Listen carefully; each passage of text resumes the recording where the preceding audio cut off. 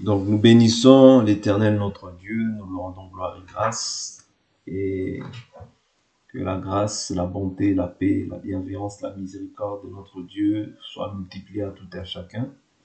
Nous saluons aussi tous les saints partout dans le monde, que la grâce et la paix de notre Seigneur et Sauveur de gloire Jésus-Christ soient multipliées. Aujourd'hui, nous entamons un nouvel enseignement, la louange et l'adoration. Nous allons voir un peu la louange et l'adoration sous ces définitions normales, mais nous voulons voir aussi l'adoration sous plusieurs formes. Ok? Donc, on va pas être long sur cet enseignement, mais on va essayer de donner l'essentiel afin que nous comprenions que, voilà, nous devons être un sacrifice aussi pour l'Éternel. Voilà. Donc, on va commencer. Prenons nos Bibles. Je répète, la louange et l'adoration. Bien, louange et adoration. Ok? Donc, pour commencer, quand on prend ces deux mots, louange et adoration, par définition, la louange veut dire quoi? Parole, discours qu'on fait, l'éloge de quelque chose ou de quelqu'un. Ok? Et la louange, dans un sens biblique, ça veut dire à Dieu ce qu'il fait dans nos vies. Je répète, la louange, c'est dire à Dieu ce qu'il fait dans nos vies. Ok? Mais c'est faire aussi l'éloge de Dieu, oui, ou de quelque chose, parce que d'autres font l'éloge de Dieu, d'autres font l'éloge de certaines choses. Parce que quand on le prend, on peut le prendre sur plusieurs aspects. Là, on le prend d'abord dans un cadre biblique, mais par exemple, quand on va dans les choses occultes, ils rendent aussi des louanges à Satan, ouais, ou bien à ses démons. Voilà pourquoi je dis à quelque chose ou à quelqu'un. Il y a la louange aussi qui est adressée à une personne. Même bibliquement parlant, ça existe. Mais la louange qui est adressée à une personne diffère de celle qui est adressée à Dieu. Oui, diffère de celle qui est adressée à Dieu. D'abord, je prends en gros, de manière globale, et ensuite on va essayer de voir verset par verset. D'accord? Il y a la louange aussi qui est adressée à quelqu'un. Quand on fait l'éloge d'une personne, on peut vanter ses bienfaits, on peut vanter ses capacités. Ouais, c'est aussi une forme de louange. D'accord? Mais ça, on va le voir par la suite. Ok? Et la louange aussi, en deuxième point, ça peut être le fait de rendre hommage à quelqu'un, à quelque chose, qu'il soit humain ou divin. Okay? La louange peut s'exprimer par des chants, des danses, des acclamations, avec les instruments réservés au chant. Okay? Donc j'ai dit que la louange, c'est dire à Dieu ce qu'il fait dans nos vies, je répète. Ok? Est-ce que vous comprenez dans un premier temps? L'adoration, dans un sens contraire, c'est dire à Dieu ce qu'il est. Ouais, dire à Dieu ce qu'il est. Bibliquement parlant, ça fait référence aussi à l'offrande. Ouais. L'adoration fait aussi référence, l'adoration fait référence aussi au fait d'avoir un autre Dieu. Ouais. Donc, on va voir ça, on va voir les versets. Là, je prends d'abord tout ce qu'on va partager et ensuite on va décortiquer point par point. Donc, commençons dans un premier temps par la louange, puisque c'est ce qu'on a défini en premier. Alors, la louange, comme j'ai dit, c'est le fait de dire à Dieu ce qu'il fait dans nos vies. Je prends Psaume chapitre 139, verset 13, dans un premier temps. Psaume 139, verset 13. Et je vous ai dit, je répète que cette louange-là, ou bien cette adoration-là, peut varier, c'est-à-dire elle peut être envers Dieu, mais il y a aussi des gens qui adressent des louanges et des adorations envers Satan. Qu'est-ce qui va dans un premier temps nous faire comprendre que cette louange-là, bien cette adoration-là, elle est faite en l'honneur de Satan ou en l'honneur de Dieu? Question, dans un premier temps. Oui, je pose une question. Qu'est-ce qui va nous faire comprendre que cette louange-là, ou bien cette adoration-là, elle est faite en l'honneur de Satan ou en l'honneur de Dieu? On n'a pas le nom de Jésus. Oui, ça peut être un élément. Sa chanson n'est pas biblique. Il n'y a pas de parole, parce que normalement dans les chansons, il y a les paroles de la Bible. Très bien. Oui, c'est ça. C'est-à-dire que on chante, en fait, nous, on chante la parole. Et la Bible nous fait comprendre que quoi que vous fassiez en foi ou en parole, faites tout au nom du Seigneur Jésus-Christ en rendant grâce à lui par Dieu le Père. C'est-à-dire que ce que tu dis là, c'est vrai. Ce sont des bons points que tu as mentionnés. C'est-à-dire qu'un enfant de Dieu chante en fait la parole. Il chante la parole. Élève la parole. D'accord? Mais pas que. Parce qu'il y a des gens aussi qui chantent soi-disant pour la gloire de Dieu, mais qui en réalité, parce que Dieu, lorsqu'il va t'écouter, toi, la Bible nous dit la louange si aux hommes droits. Ouais, ça, c'est un premier point. C'est-à-dire que pour chanter, il faut être délivré. Je prends un exemple. Pour chanter, il faut être d'abord délivré. Israël, en Égypte, n'a pas chanté. Est-ce que vous comprenez? N'a pas loué. Mais c'est lorsqu'ils sont sortis, on peut lire ça dans Exode chapitre 15. Exode chapitre 15, verset 1. Alors Moïse et les Israélites chantèrent ce cantique à l'Éternel. Ils dirent, je chanterai à l'Éternel car il a montré sa souveraineté. Il a jeté dans la mer le cheval et son cavalier. L'Éternel est ma force et l'objet de mes cantiques. Il est devenu mon salut. Il est mon Dieu. C'est-à-dire, on chante à Dieu lorsque il y a de la joie. Or, là, la véritable joie, c'est quoi? C'est là, il dit que il est devenu mon salut. Pourquoi? Par rapport à un exploit que Dieu a opéré dans ta vie. N'est-ce pas? C'est alors que Dieu devient ton salut. Sinon, tant que Dieu n'opère pas quelque chose dans ta vie, en fait, tu chantes à un Dieu inconnu. Il faut que Dieu aussi se manifeste par sa droite glorieuse et puissante pour que tu puisses lui rendre aussi des actions de grâce qui sont liées à la délivrance qu'il a opérée dans ta vie. Par exemple, je prends un exemple, si nous aujourd'hui nous chantons pourquoi? Parce que aujourd'hui nous sommes sauvés. Est-ce que vous comprenez? Nous sommes autrement délivrés. Vous voyez? C'est pourquoi nous lui rendons des actions de grâce. Mais quand une personne qui est encore esclave lui rend grâce, est-ce que Dieu agrée cette offrande? Non, Dieu ne l'agrée pas. Est-ce que Dieu agrée cette louange? Non, Dieu ne l'agrée pas. Parce que, premièrement, pour pouvoir chanter, il faut être délivré. C'est pourquoi l'Écriture nous dit que la louange, si aux hommes droits. C'est-à-dire, dans un premier temps, le premier point qu'il faut retenir, c'est que avant de chanter, on ne chante pas en Égypte. Je veux vous donner une écriture qui me vient à l'esprit. Je vais vous donner une écriture. Restons dans Exode 15.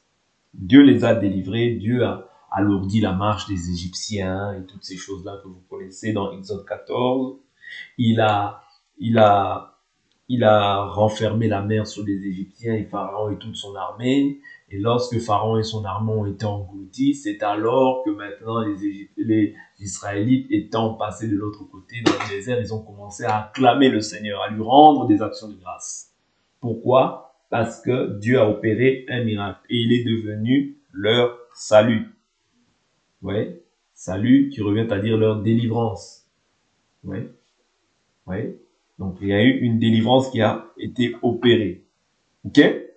Il est mon Dieu, je veux lui rendre hommage. Il est le Dieu de mon Père, je l'exalterai. Verset 3, l'Éternel est un guerrier, l'Éternel est son nom. Il a précipité dans la mer les chars du Pharaon et son armée.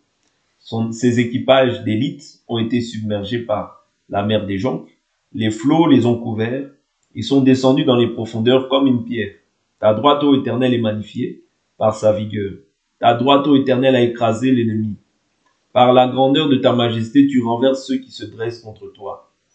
Tu déchaînes l'ardeur de ta colère, elle les dévore comme du chaume au souffle de tes narines.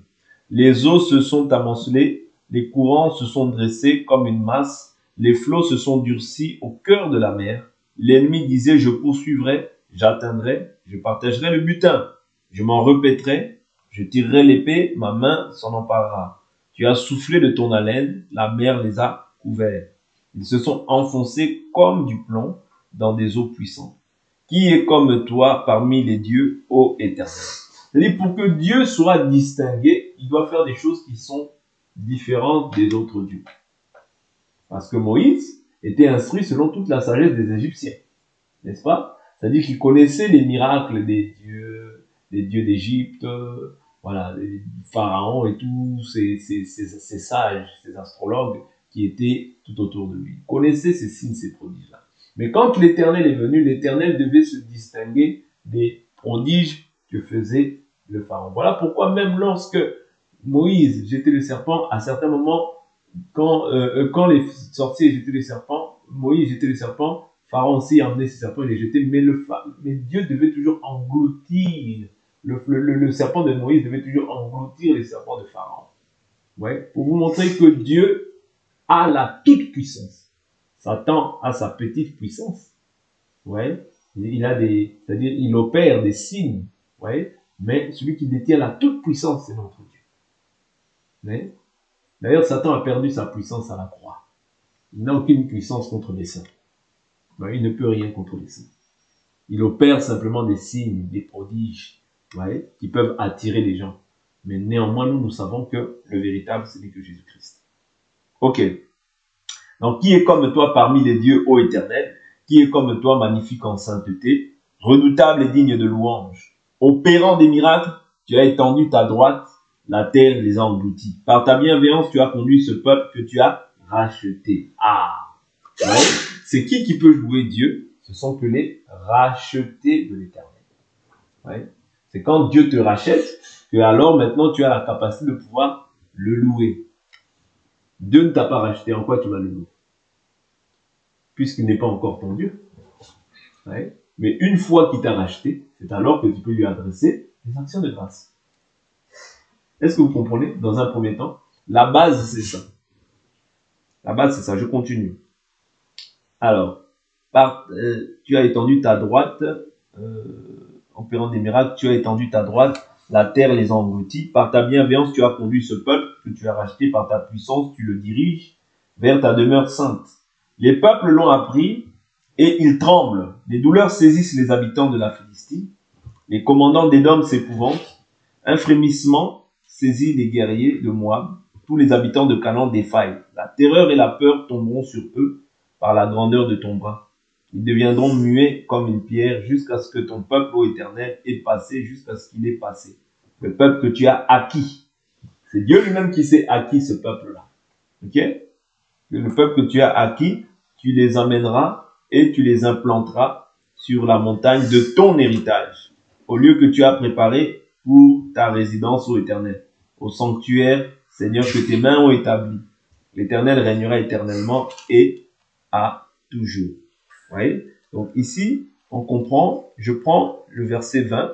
Myriam, la prophétesse, sœur d'Aaron, prit à la main le tambourin et toutes les femmes sortirent à sa suite avec des tambourins et des danses. Myriam leur répondait, chantez à l'Éternel car il a montré sa bienveillance, sa souveraineté. Il a jeté dans la mer le cheval et son cavalier. Vous voyez? Donc là, on voit que la réjouissance est dans le côté d'Israël. Pourquoi? Parce que Dieu a opéré une délivrance. Dieu a racheté. Ouais. Donc quand Dieu te rachète, il y a de quoi maintenant le louer. Ouais. Tu as de quoi, en fait, tu as des arguments tangibles, ouais, pour pouvoir le louer. Mais tant que Dieu ne t'a pas racheté, ouais, ce que tu loues, si Dieu ne t'a pas racheté, en réalité, tout ce que tu fais, ça ne sert absolument à rien. Pourquoi? On l'a dit tout à l'heure, oralement, mais je vais prendre une écriture. Psaume, chapitre Psaume chapitre... Psaume 33, l'Écriture nous dit « Juste pousser des cris de joie ». Psaume 33, verset 1. « Juste pousser des cris de joie en l'honneur de l'Éternel. La louange convient aux hommes droits. » Ok? La louange convient à qui? Aux hommes droits. Donc, la louange ne convient pas à ceux qui ne sont pas droits. Vous comprenez?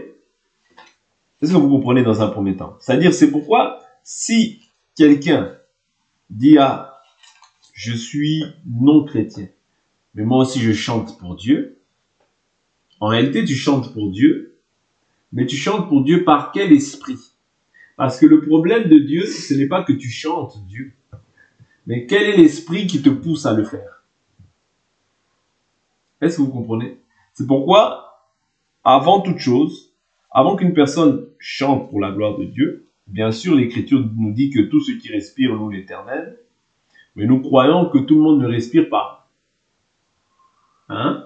Ceux qui respirent, c'est ceux qui ont le Fils, c'est ceux qui ont la vie. Ok?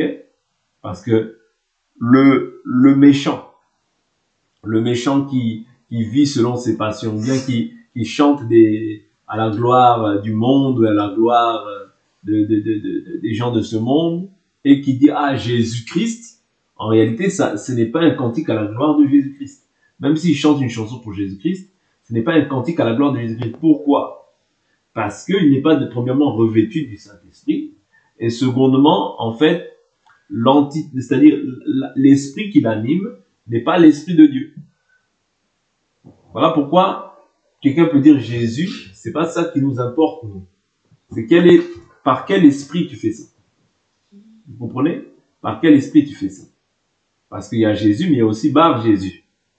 Pas parce que quelqu'un dit Jésus, ou bien parce que quelqu'un chante Jésus, mais quel est l'esprit qui l'anime? Oui? Quel est l'esprit qui l'anime? Parce que je prends l'exemple, quand quelqu'un chante, ok? Ça c'est très important. Quand quelqu'un chante, il chante une chanson. Lui, il dit que ça c'est pour Dieu. L'esprit qui l'anime. Quand les gens chantent aussi ça, les gens vont être aussi animés de cet esprit. C'est pourquoi je vous dis toujours qu'on ne chante pas tout et n'importe quoi. Parce qu'on rentre directement en communion.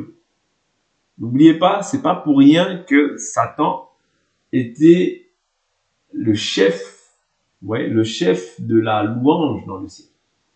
Ouais, il était le chef de la louange. C'est lui qui coordonnait toutes ces choses. C'est-à-dire que les attributs qu'il avait au ciel, quand il est venu sur la terre, il ne les a pas perdus. Voilà pourquoi le chant, aujourd'hui, le chant a été, même le chant, c'est-à-dire chez les personnes qui se disent chrétiennes, a été investi par Satan. Ouais. Au point où aujourd'hui les gens chantent, soi-disant pour Dieu, ils mettent le nom de Jésus, mais en fait, tout ce qu'ils font, il n'y a rien de Jésus. Ouais. Tout ce qu'ils disent, tout ce qu'ils font, il n'y a rien de Jésus. Mais ils mettent simplement le nom de Jésus pour qu'on dise qu'ils sont chrétiens, mais en réalité, il n'y a rien de Jésus. C'est pour ça qu'il ne faut pas chanter n'importe quoi. Même, c'est pas parce que c'est un cantique qu'on doit le chanter. Non. On chante en fonction c'est-à-dire, n'oubliez pas que quand nous chantons, nous, en réalité, nous chantons la parole. Ouais. Nous ne chantons pas pour faire plaisir aux gens, nous ne chantons pas pour autre chose, mais nous chantons la parole. Vous voyez? Chantons la parole. C'est très important. Pourquoi? Parce que plus on avance dans le temps, plus vous allez voir que les chansons aujourd'hui, ça va être du grand n'importe quoi. Parce que les gens ne sont pas délivrés. Ouais, ils sont encore en Égypte. Ou bien, ils ont été délivrés, mais voyant la marche qui était tellement difficile, ils se sont dit, faisons-nous un chef, retournons en Égypte comme les Israélites l'avaient fait. Ouais, donnons-nous un chef et retournons en Égypte. C'est ça que beaucoup font. Ouais, c'est-à-dire qu'ils trouvent que la marche est difficile. Jeûner, prier, lire la Bible devient difficile pour eux. Donc, ils se créent un chef et ils se disent, bon, retournons en Égypte. Mais gardons le nom de Dieu. Ouais, on garde le nom de Dieu selon Ésaïe. Ésaïe nous dit ça. Ouais, je garderai ton nom, mais enlève mon opprobre. Ouais, fais-moi seulement porter ton nom. C'est-à-dire, je porte le nom de Jésus, mais en soi, je suis déjà retourné en Égypte. Et c'est ça aujourd'hui qu'on voit. C'est-à-dire, les louanges ne sont plus à la gloire de Dieu, mais sont à la gloire en fait des hommes. C'est beaucoup plus les hommes qu'on voit, mais ils mettent toujours le nom de Jésus parce que c'est un nom qui fait vendre. C'est un nom qui enlève l'opprobre, la honte. Vous comprenez? C'est-à-dire que pour vendre, il faut avoir au moins le nom de Jésus. Et c'est ce qu'il ne faut pas que nous fassions. C'est-à-dire, quand nous chantons les cantiques de ces personnes-là, nous entrons en communion avec l'esprit qui a animé ces gens-là. C'est pour ça qu'on ne chante pas n'importe quoi. Avant de chanter, on doit voir, on doit écouter. Parce qu'aujourd'hui, il y a beaucoup de chants même qui touchent simplement, qui sont émotionnels, mais qui ne te ramènent pas dans la présence de Dieu. Il faut que quand tu chantes, ce cantique-là te ramène dans la présence de Dieu. Tu ressens vraiment que dans ce chant-là me ramène dans la présence de Dieu. S'il ne te ramène pas dans la présence de Dieu, c'est charnel. S'il te ramène simplement dans les émotions, c'est charnel. Écoutez-moi bien. S'il te ramène seulement dans les émotions, ah, je sens, oh oui, tu vois, j'aime cette chose. Oui, mais est-ce qu'il te ramène dans la présence de Dieu? Le but, parce qu'en réalité, quand tu chantes, c'est l'esprit. Vous voyez? C'est-à-dire, c'est ton esprit qui doit être en communion avec Dieu. Ouais. C'est-à-dire, de même que ce cantique-là, il doit te ramener dans la présence de l'esprit. S'il ne te ramène pas dans la présence de l'esprit, il te ramène automatiquement dans la présence de la chair. Ouais. Toi, tu es délivré. Tu ne peux pas chanter, en fait, les chants d'un esclave. De quelqu'un qui prétend parler de Jésus, mais qui vit encore dans l'esclavagisme, dans sa manière d'être, même dans sa manière de chanter. Quand une personne chante, on peut savoir si elle est en Égypte ou si elle est délivrée. On peut le voir. À la lumière des Écritures, cette parole nous a déjà tout dit. Je prends une écriture, vous allez comprendre pourquoi je dis ça. Ésaïe parle de ça. Je crois que c'est Ésaïe qui parle de ça. Il y a une écriture qui dit « Comment chanterons-nous dans une terre étrangère ?» Il faut que je trouve cette écriture, ça va me faire du bien.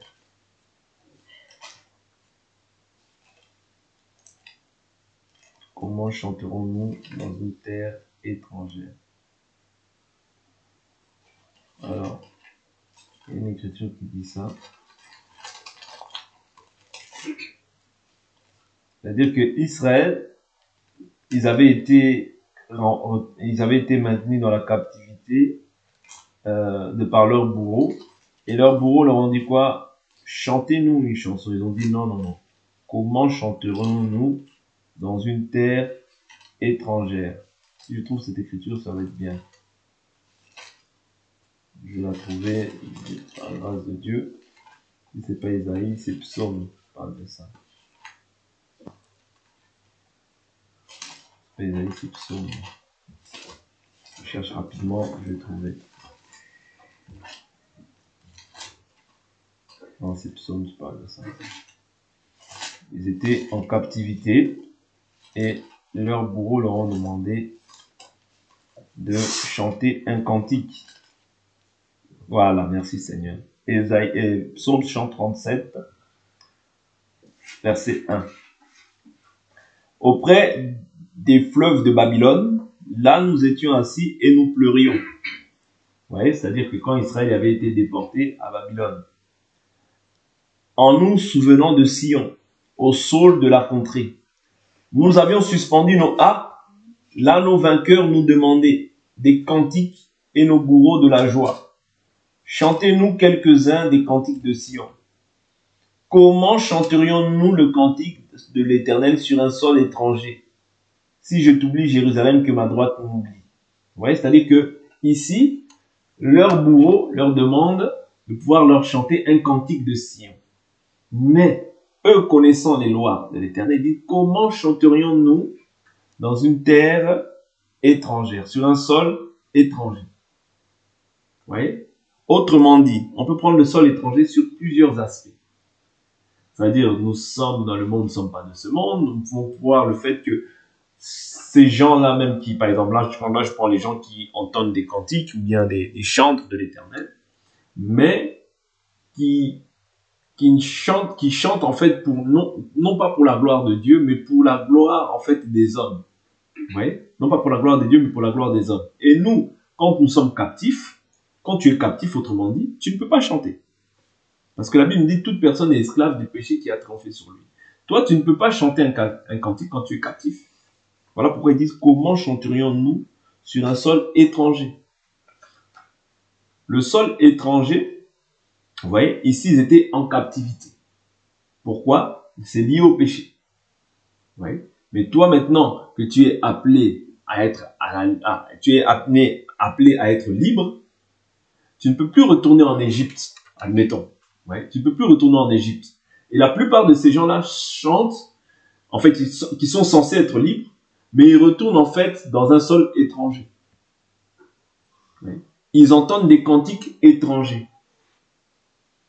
Est-ce que vous comprenez? Je ne sais pas si je me fais comprendre. C'est-à-dire qu'ils sont censés être en Canaan, mais ils entendent des cantiques étrangers. C'est-à-dire des cantiques qui viennent de l'Égypte. Alors que là, les Israélites disent, comment chanterions-nous le cantique de l'Éternel sur un sol étranger? Oui, sur un sol étranger. Souvenez-vous ce que nous dit Joseph.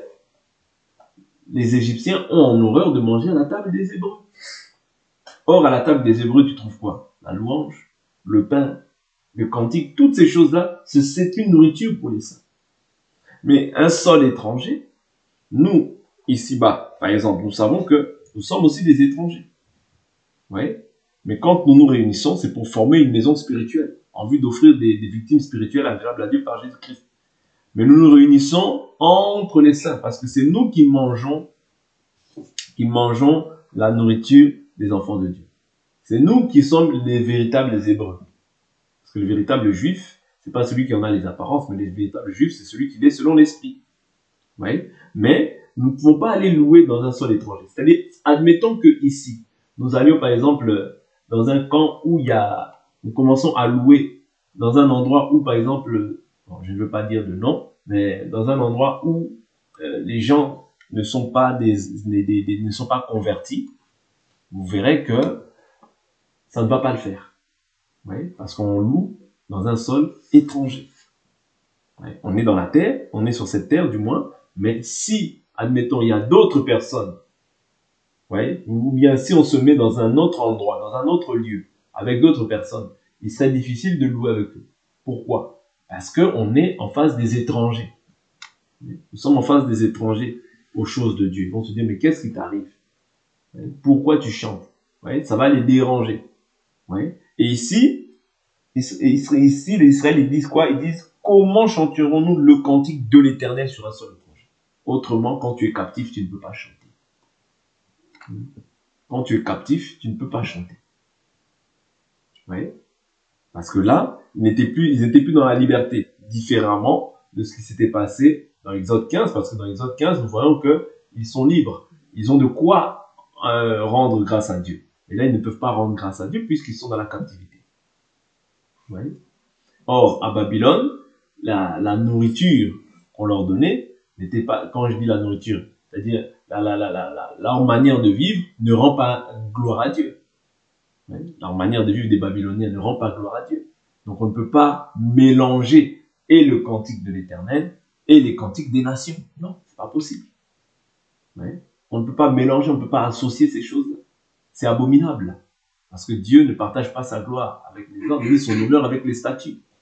Vous comprenez? Donc on ne peut pas louer dans un sol étranger. C'est pas possible. Est-ce que je ne sais pas si je me fais comprendre? On ne peut pas louer dans un sol étranger. C'est-à-dire qu'ils sont captifs. Leurs bourreaux, qui ne sont pas en communion avec Dieu, leur demandent de pouvoir chanter un cantique à la gloire de Dieu. Et ils disent non, on ne peut pas. Donc c'est très important de comprendre que la louange, c'est d'abord, premièrement, être dans une communion avec Dieu. Ouais, c'est être premièrement dans une communion avec Dieu. Quand tu es dans une communion avec Dieu, c'est alors que tu peux louer. Et tu loues en fonction aussi de ce que Dieu a fait dans ta vie. Tu n'avais pas d'enfant, Dieu t'a donné des enfants. C'est un sujet d'action de grâce. Tu n'avais pas de travail, Dieu t'a donné un travail. C'est un sujet d'action de grâce. Tu n'avais pas le salut, Dieu t'a accordé le salut. C'est un sujet d'action de grâce. Tu sais qu'aujourd'hui, si tu meurs, tu veux auprès de Dieu. C'est un sujet d'action de grâce. Vous voyez, tu étais malade constamment. Dieu t'a guéri. C'est un sujet d'action de grâce. Vous voyez, donc tout ce que Dieu fait dans ta vie, c'est pour toi un sujet d'action de grâce. C'est-à-dire par là, tu reconnais que Dieu est bon. Ok? Donc c'est important de comprendre en fait la raison qui nous pousse à adresser des louanges au Seigneur. On peut voir la louange aussi sous plusieurs formes, comme je vous l'ai dit, quand on voit Actes chapitre 16. Actes chapitre 16. Ici, ça nous prouve encore que quand les apôtres louaient, ils ne louaient pas comme les louanges qu'on voit aujourd'hui au quotidien, qui sont des louanges, qui ne sont pas des louanges à la gloire du Seigneur d'ailleurs, mais qui sont vraiment des cantiques populaires, mais qui n'ont rien à voir avec le Seigneur. Acte 16, 25, on voit Paul qui a été mis en prison avec Silas, je crois. Donc acte 16, 25, il dit « Vers le milieu de la nuit, Paul et Silas priaient et chantaient les louanges de Dieu. Tout à coup, il se produisit un grand tremblement de terre, au point que les fondements de la prison furent ébranlés. Au même instant, toutes les portes s'ouvrirent et les chaînes de tous les prisonniers se détachèrent. » Vous voyez, la véritable louange, qu'est-ce qu'elle produit? Elle fait que les chaînes se détachent. La véritable louange.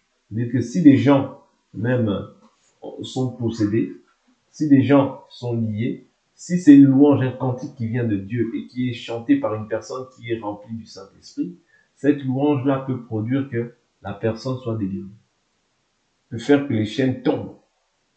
Ouais. Les liens tombent. Ouais. Tu peux louer quand tu loues avec un cœur. Et pas comme les chansons qu'on voit à la télé. Non.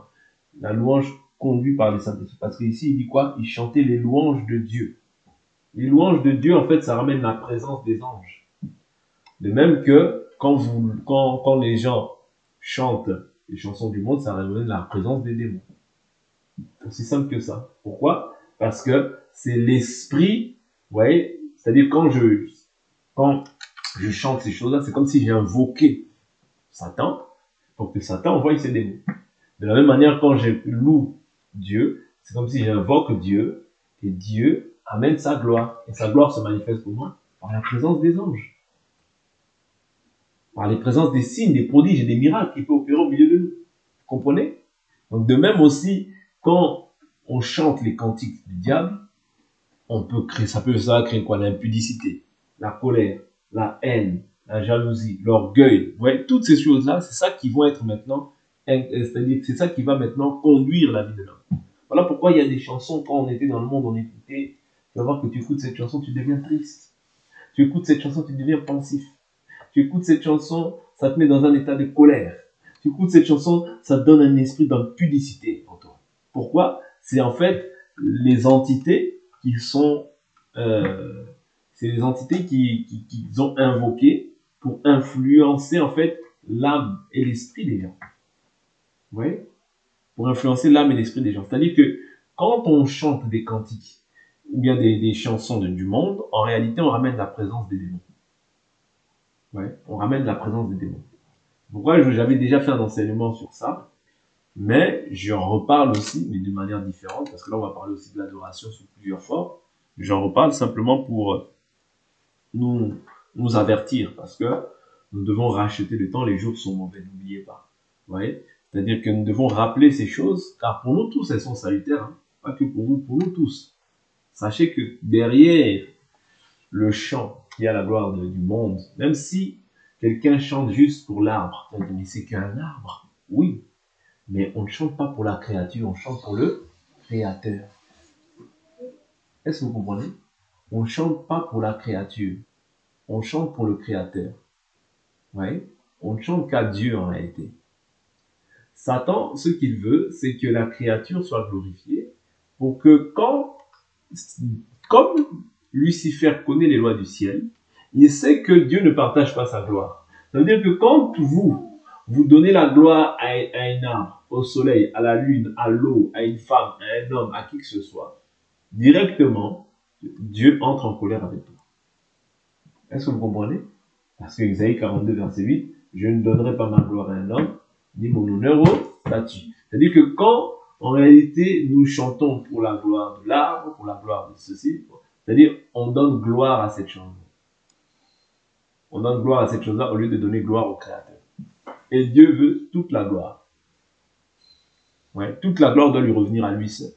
Vous voyez? Toute la gloire doit lui revenir à lui seul. C'est très important ce que nous sommes en train de dire. N'oubliez pas, tu chantes pour la gloire de Dieu, tu ramènes la gloire de Dieu. Les signes, les prodiges, les miracles, tu vas ressentir la présence de Dieu, les chaînes tombent. Vous voyez, peut-être que tu avais du mal dans quelque chose, Dieu, par cette louange-là, il t'accorde sa faveur. Vous voyez, peut-être qu'il y avait des choses que tu demandais, que tu ne savais pas, mais par la louange, Dieu t'accorde aussi cela. C'est-à-dire, tu ramènes la présence de Dieu. C'est pas tous les cantiques. Voilà pourquoi ne chantez pas pour chanter. Chantez des cantiques qui sont pour la gloire de Dieu. C'est très important. Parce que tout dépend aussi de l'inspiration que la personne a eue. Si cette personne-là même a dit Jésus, Jésus, Jésus, Jésus, Jésus, mais si tu ressens dans ton fort intérieur, Dieu va te faire comprendre que ça, ce n'est pas un cantique venant de Dieu. Dieu va te le faire comprendre. Si tu es sincère dans ta communion avec Dieu, Dieu va te faire savoir que non, n'écoute pas ce cantique-là. Il dit Jésus, Jésus, mais l'inspiration ne vient pas de moi. Il suffit de développer la sensibilité spirituelle. De demander à Dieu, Seigneur, montre-moi des cantiques qui sont pour ta gloire. Parce que souvent on ne parle pas à Dieu. Il faut parler à Dieu. Seigneur, moi je vais te louer. Mais montre-moi des cantiques qui sont pour ta gloire. Ou bien, inspire-moi des cantiques que moi-même je vais chanter. Puisque si toi tu m'inspires, je saurai que ça vient de toi. Vaut mieux chanter même un seul ou deux cantiques. Tu sais que ces cantiques-là te rapprochent de Dieu. Plutôt que d'avoir un répertoire et un répertoire de répertoire. Mais tu sais que ces choses-là ne te ramènent aucunement dans la présence de Dieu. C'est pas la peine. Aujourd'hui, le corps du Christ, surtout, les musiques sont infestées. Voilà pourquoi fais attention à ce que tu écoutes. Parce que, je vous le répète, je vais m'arrêter là, quand tu chantes des choses qui ne sont pas la gloire du Seigneur, tu ramènes les démons dans ta vie et tu laisses des portes ouvertes. Tu ne vas pas te rendre compte pourquoi après tu as des visitations la nuit. Ouais. Tu vois tu as des visitations la nuit. Pourquoi? Parce que toi-même tu as laissé la porte. Tu as donné l'accès. La Bible nous dit ne donnez pas accès au diable. Voilà pourquoi tu ne peux pas écouter n'importe quoi. Parce qu'en écoutant n'importe quoi, tu ouvres une porte. Ah oui, si ce que tu chantes n'est pas en conformité, ou bien n'est pas poussé par l'Esprit de Dieu, si cette personne a été inspirée par les démons pour pouvoir vous ramener un cantique, toi aussi tu rentres automatiquement en communion avec cet esprit. Gloire ou pas. Voilà pourquoi avant d'écouter les chansons, prie Dieu, Seigneur, je veux que soit tu m'inspires, ou bien conduis-moi à écouter des cantiques qui vont réellement t'élever. D'accord? Donc ça, c'est vraiment une parenthèse que j'ai essayé de souligner. On continuera petit à petit demain par la grâce du Seigneur et on va prier au nom de Jésus-Christ.